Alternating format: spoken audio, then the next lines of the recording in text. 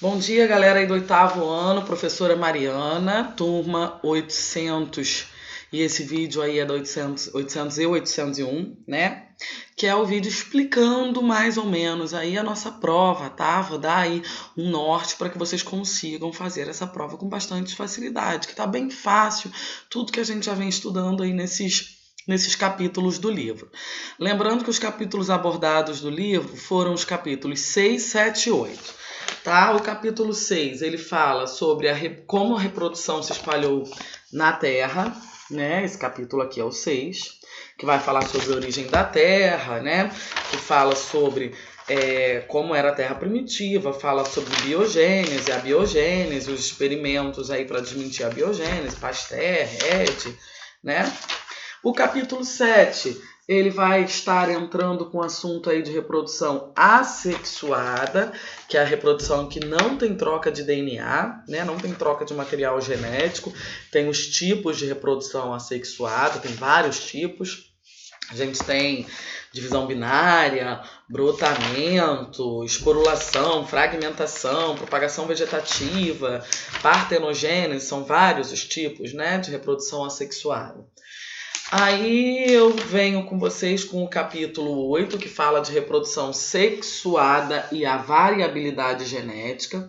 A reprodução que tem troca de material genético, de DNA, e a variedade de genes diferentes que ela gera. Vai falar um pouquinho de cromossomos, de genes, né? E o capítulo 9, que fala sobre reprodução sexuada, mas de uma forma de fecundação e desenvolvimento. Então, são esses os capítulos abordados nessa provinha, tá? Tá falando de organismos monoicos e dioicos, né? Vai falar de fecundação cruzada, autofecundação, o desenvolvimento embrionário, se são ovíparos, vivíparos, tudo isso aí, tá bom, gente? Então vamos começar aí a explicar mais ou menos o que eu tô querendo em cada questão, tá? O que a gente tá querendo em cada questão. Vamos lá. Número 1. A origem da vida é um tema que sempre intrigou a sociedade desde a antiguidade. Alguns pensadores, como Aristóteles, acreditavam que a vida surgia a partir da matéria bruta, que teria... essa teoria ficou conhecida como... Eu estou falando daquela teoria que eles acreditavam que a vida surgia como se fosse uma magia, espontaneamente, de uma matéria que não tinha vida, tá? É aquela da biogênese e biogênese, né? Qual das duas é aí? Ok? Número 2. Pesquisadores tentaram refutar a teoria de que a vida surgiu a partir da matéria bruta. Para isso, um deles colocou carne no interior de vidros de boca larga e cobriu com gaze e deixou outros abertos. Nos abertos apareceram larvas de mosca, mas nos vidros tampados com gaze nenhuma larva surgiu. Qual pesquisador realizou esse experimento? Eu tenho lá os pesquisadores, né? Eu tenho Louis Pasteur, eu tenho Spallanzani, Netherham, eu tenho Red. Então eu quero saber qual deles fez esse experimento da carne no vidro aberto e a carne com vidro tampado com gaze. Ele conseguiu derrubar a teoria da biogênese? Justifique sua resposta. Depois que você descobrir qual foi esse pesquisador, você vai me dizer se ele conseguiu derrubar a teoria da biogênese. As hidras, então a questão 1 e 2 são do capítulo 6, tá, gente? As hidras apresentam uma forma peculiar de reprodução assexuada. Agora a gente já vai entrar aí no capítulo 7, reprodução assexuada. Nesses organismos, forma-se uma massa de célula dividindo-se por mitose. Mitose é um processo que divide as células, tá? Gerando uma pequena hidra que se separa do organismo parental e inicia uma vida livre. Então, nasce um negocinho aqui do lado, uma hidrazinha do lado, ela cai e vai crescendo. Esse processo é conhecido como... Qual é o nome dessa reprodução assexuada? Cite outro ser vivo que também que se reproduz dessa mesma forma. Então, você vai me dizer qual é o tipo de reprodução assexuada. Lembrando que a gente tem divisão binária, brotamento, esporulação, partenogênese, são diversos, né? E me dizer um outro organismo aí, um outro ser vivo que se reproduza pelo mesmo tipo de reprodução da hidra. Número 4. Alguns seres vivos reproduzem-se assexuadamente. Uma forma de reprodução rápida e fácil. Quais as desvantagens desse modo de reprodução? Para quem não viu a minha aula sobre reprodução, aqui foi ao vivo no Facebook, tá lá na nossa página do YouTube, e eu falo direitinho as vantagens e as desvantagens das duas reproduções, tá? Para quem não achar aí a resposta. Número 5. Existem diversas formas de reprodução encontradas no reino animal, que podem ser classificadas em 2 grandes grupos: reprodução sexuada e reprodução assexuada. Sobre isso, analise as afirmações abaixo. 1.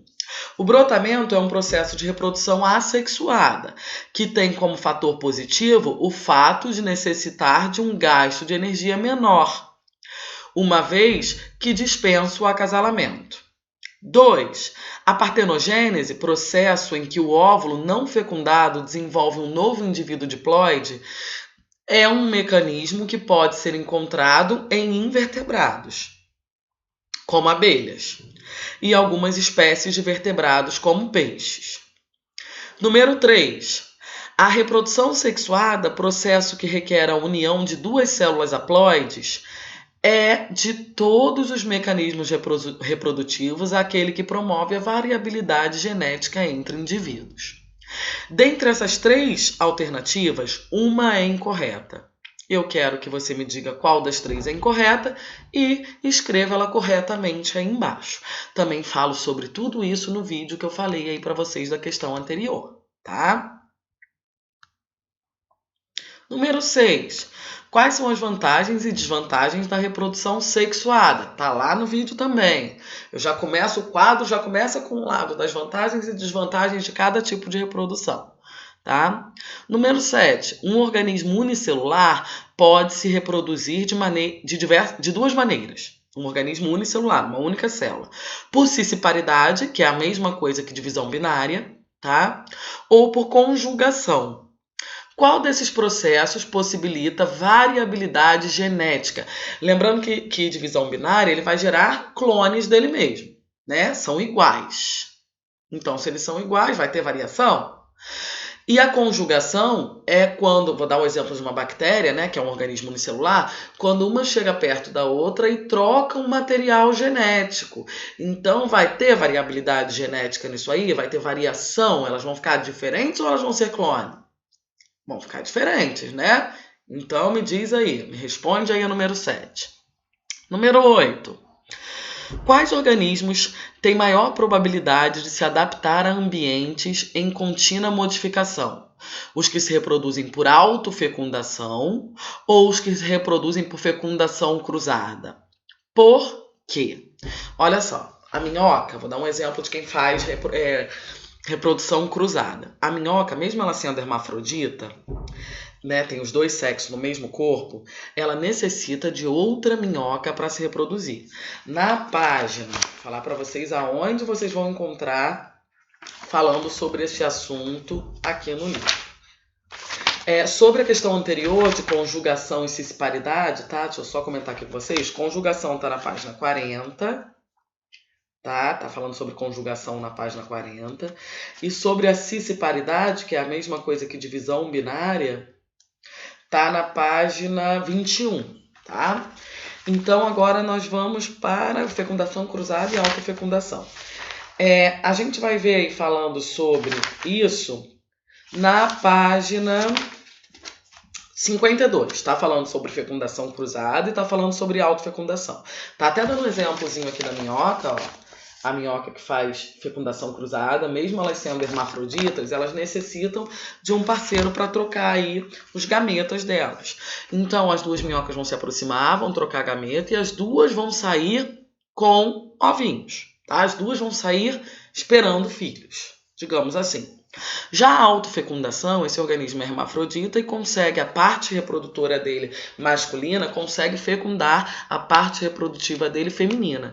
Então ele faz uma autofecundação. Um exemplo é a tênia solitária, que é um verme que vive no intestino sozinho e consegue gerar vários ovos, tá? A pergunta é aí o seguinte: quais desses organismos têm maior probabilidade de se adaptar ao ambiente em contínua modificação, um ambiente que vai se modificando o tempo todo, tá? E o porquê.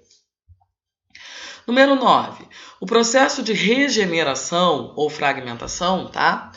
Pode ocorrer tanto em organismos unicelulares ou pluricelulares, conforme já demonstrado em vários experimentos. A apresentação do resultado de um desses experimentos pode ser observado na figura A. Aí eu tenho aqui a figura A, que mostra a regeneração de apenas um fragmento de uma alga unicelular acetabulária. É o nome da alga unicelular. E na figura B mostra a regeneração de todos os fragmentos de uma planária, que é um verme, né? Um plateuminto. Olha só o que está acontecendo aqui. Cortei essa planária, essa alga em 3 pedaços. Estão vendo? 3 pedaços.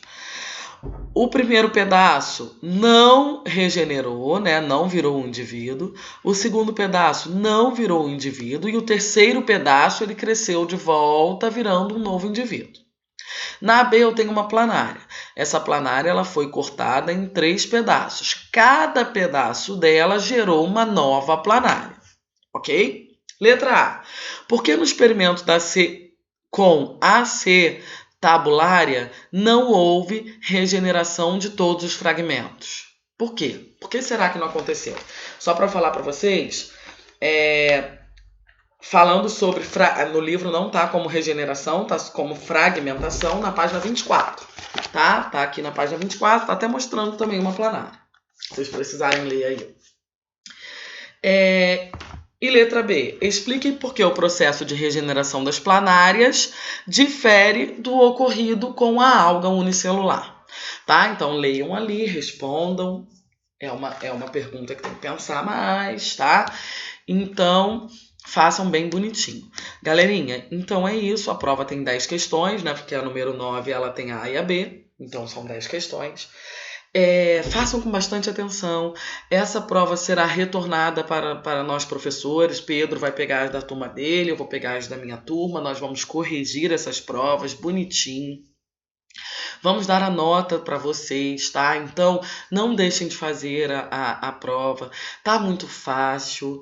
Vocês vendo aí vídeos, procurando no livro, dando uma pesquisadinha, faz com muita facilidade, tá bem tranquila. Não deixem de fazer para ganhar essa pontuação, tá? E não percam os prazos de entrega, tudo bonitinho, tá bom, gente? Ó, espero que eu tenha ajudado aí a vocês, espero que tenha facilitado. Grande beijo pra vocês, fiquem com Deus. Tô com muita saudade, tá, gente? Valeu, galerinha.